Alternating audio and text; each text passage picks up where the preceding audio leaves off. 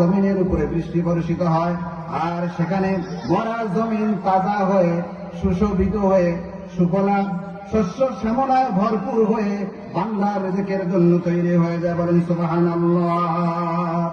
আল্লাহ পাক বলতেছেন, দেখো মরা জমিনকে আমি যেভাবে জিন্দা করতে পারি, তোমাদের কোনো কিছু অস্তিত্বই ছিল না, সেখান থেকে তোমাদেরকে আমি যেহেতু অস্তিত্ব দিয়েছি, অতএব পুনরুত্থান করা আমার জন্য খুবই সহজ।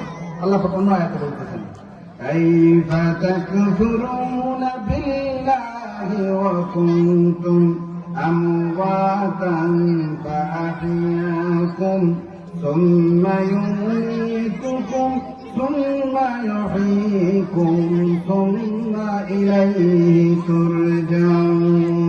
কাইফা তাকফুরুনা বিল্লাহ, কিভাবে তোমরা আল্লাহকে অস্বীকার করো, কিভাবে আল্লাহকে অস্বীকার করো যিনি তোমাদেরকে এত কিছু দিয়েছেন। আপনি একটা জমিন ধান আপনার প্লেটের সামনে যখন খাবার আছে, আল্লাহ পাক বলছেন, ফালিয়ানজুরুল ইনসানু ইলা তুআমি, মানুষ যেন তার খাবারটাকে লক্ষ্য করে। এই লক্ষ্য করার কারণ হলো আপনার সামনে যখন এক লোকমা খাবার তৈরি হয়ে এসেছে, এই খাবারটা কি বিনা পরিশ্রমে বিনা কষ্টে আপনার সামনে এসেছে? না, এর পিছনে দীর্ঘ সময় অতীত হয়েছে। একজন কৃষক প্রথমে একটা জমি তৈরি করেছে, করার পর সেখানে ধান ছিটাই দিয়েছে, সেখানে ধানের চারাগুলি গজিয়ে উঠেছে। এরপরে আরেকটা জমি প্রস্তুত করেছে, সেই জমিতে সে চারাগুলিকে রোপণ করেছে, সেখানে আস্তে আস্তে চারাগুলি বড় হয়েছে, শাখা প্রশাখায় সেটা বড় হয়েছে। এরপরে সেখানে সে আগাছা পরিষ্কার করেছে, সার দিয়েছে, সবকিছু করার পর সেখানে এক একটা গাছের থেকে শাখা প্রশাখা বের হয়ে অনেকগুলো গাছ হয়েছে। সেগুলো গাছের মধ্যে থেকে অনেকগুলো ধানের শীষ বেরিয়েছে, সেই ধানের শীষগুলির থেকে ধান হয়েছে। এগুলো পরিপূর্ণ ধানে যখন ধান হয়ে পেকেছে, তখন এটাকে কেটে এনে কৃষক বাড়িতে মাড়াই করে ধানটাকে আবার সিদ্ধ শুকনা করে মেশিনে সেটাকে চাউল তৈরি করে, তারপর আবার রান্না করে, তারপর আপনার প্লেটের সামনে এনে দেওয়া হয়েছে। এই যে প্রক্রিয়া, এই যে সিস্টেম, এত কিছু করে আল্লাহ পাক আপনাকে খাওয়াচ্ছেন, আপনার সামনের খাবারটা প্রস্তুত করা হচ্ছে। তাহলে যেই আল্লাহ আপনাকে এত কিছু করে খাওয়াচ্ছেন, তাহলে ওই আল্লাহর হুকুম মানতে হবে কি হবে না? অবশ্যই আল্লাহর বিধান মানতে হবে। আল্লাহ পাক বলতেছেন, তাহলে তোমরা যে মৃত ছিলে এবং তোমরা জীবন পেলে, হায়াত পেলে, আবার তোমাদের মৃত্যু হবে, আবার পুনরুত্থান হবে। মানুষ চোখের সামনে যা দেখে তাই বিশ্বাস করে, কিন্তু চোখের সামনে যা দেখে না তা বিশ্বাস করতে চায় না। চোখের সামনে দেখে যে একটা মানুষ জীবন পেল, জন্মগ্রহণ করলো, এরপরে মানুষটা মারা গেল, ওই মানুষটা তো জন্মের আগে কিছুই ছিল না। তাহলে মরার থেকে সে জিন্দা হয়েছে এটা বুঝতেছে, জিন্দা হওয়ার পরে আবার চোখের সামনে মৃত্যু হচ্ছে এটা সে বুঝতেছে, কিন্তু এরপরে পুনরুত্থান হবে, যেহেতু পুনরুত্থান সে দেখতেছে না, ওই জন্য বিশ্বাস করতেছে না। তো আল্লাহ পাকের কাছে যখন এই লোকগুলি যারা আখিরাতকে অস্বীকার করে, পরকালকে অস্বীকার করে, পুনর্জীবন হায়াতকে অস্বীকার করে, তখন তারা যখন কিয়ামতের মাঠে তাদের বাস্তবে জীবন পাইছে এটা যখন দেখতে পাবে, তখন তারা অপরাধ স্বীকার করবে। কিন্তু ওইখানে অপরাধ স্বীকার করে কোনো লাভ নেই, স্বীকার করতে হবে এখানে। কোথায়? দুনিয়ায় অপরাধ স্বীকার করতে হবে। দুনিয়ায় আপনি পাপ করবেন, আল্লাহর কাছে মাপ চাবেন, আল্লাহ মাপ দেবে। কিন্তু এখানে অপরাধ করে আখিরাতে গিয়ে মাপ চাবেন, এটা মাপ দেবে? কখনো দিবে না। সেজন্য আল্লাহ পাক বলতেছেন, কাফেরদের সামনে যখন আখিরাত উপস্থিত হয়ে যাবে, পুনরুত্থান হবে, তখন তারা দেখবে, আরে এখান থেকে তো বাঁচা যাবে না, আমরা তো মনে করছিলাম পরকাল হবেই না, এখন চোখের সামনে যেহেতু পরকাল হয়েছে, তাহলে এখান থেকে তো আমরা বাঁচতেই পারবো না। তখন তারা পরকালটাকে তখন স্বীকার করবে, কিন্তু স্বীকার করলে বাঁচার কোনো উপায় নাই। তারা বলবে, ক্বালু রব্বানা আমাত্তানা ইসনাতাইনি ওয়া আহইয়াতানা ইসনাতাইনি ফা'তারাফনা বিযুনুবিনা ফাহাল ইলা খুরুজিন মিন সাবিল। বলবে যে আল্লাহ, দুনিয়া দুইবার জীবন মৃত ছিলাম, দুইবার জীবন পেয়েছি।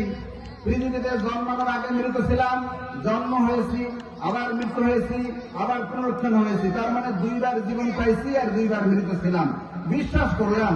ফাহাল ইলা খুরুজিন মিন সাবিল। বলবে আল্লাহ, এই যে জাহান্নাম তর্জন গর্জন এবং তার যে কঠিন আওয়াজ, সে যে মানুষকে গ্রাস করতে চাচ্ছে, এই অবস্থা থেকে এখান থেকে বেরিয়ে যাওয়ার কোন রাস্তা কি আছে? জিজ্ঞেস করবে। আখিরাতে বের হওয়ার কোন রাস্তা আছে? না। ইয়া মাশারাল জিন্নি ওয়াল ইনসি ইন ইসতাতা'তুম আন তানফুযু মিন আকতারিস সামাওয়াতি ওয়াল আরদি ফানফুযু লা তানফুযুনা ইল্লা বিসুলতান। বের হয়ে যাওয়ার কোন সুযোগ নাই। আখিরাতে বের হওয়া তো বিশাল কঠিন। দুনিয়ার থেকে তো আল্লাহর জমিন, আল্লাহর আকাশ ছাড়া বেরিয়ে যাওয়ার কোন রাস্তা আছে কি? নাই। মানুষের চেয়ে জিনদের শক্তি বেশি, তারা অনেক দ্রুত চলতে পারে, অনেক দূরের পথ তারা যাইতে পারে।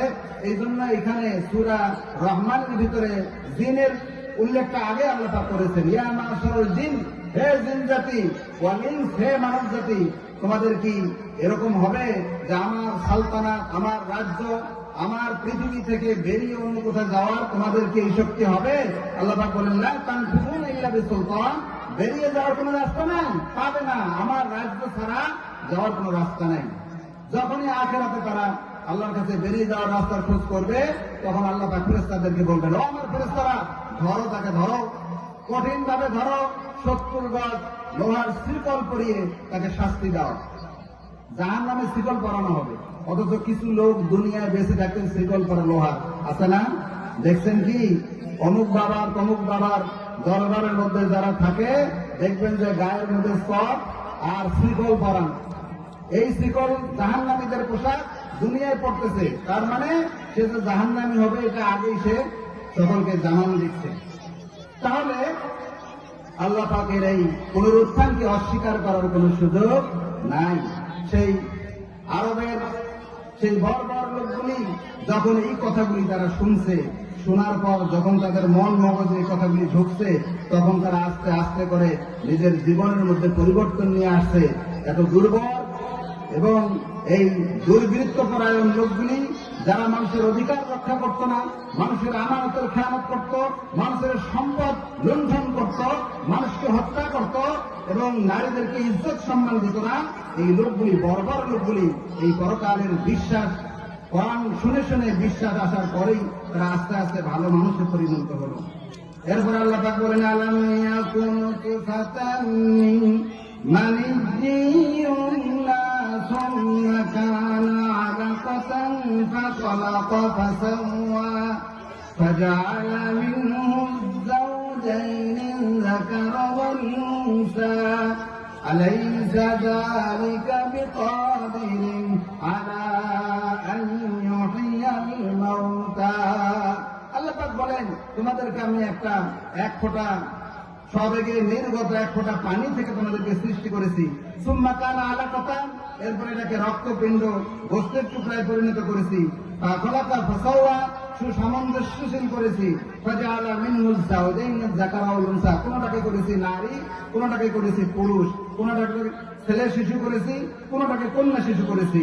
আলাইসা যালিকা বিকাদিরিন আলা ইউহিয়াল মাউতা, যে আল্লাহ এত কিছু করতে পারলেন, সেই আল্লাহকে আবার পুনরায় উত্থান করতে পারবেন না? অবশ্যই পারবেন। আল্লাহ পাক সেই কথাগুলো বোঝানোর জন্য কোরআনে এতগুলি আয়াত বলেছেন। আর এক আয়াত আল্লাহ পাক বলছেন, ওয়ালাকাদ খালাকনাল ইনসানা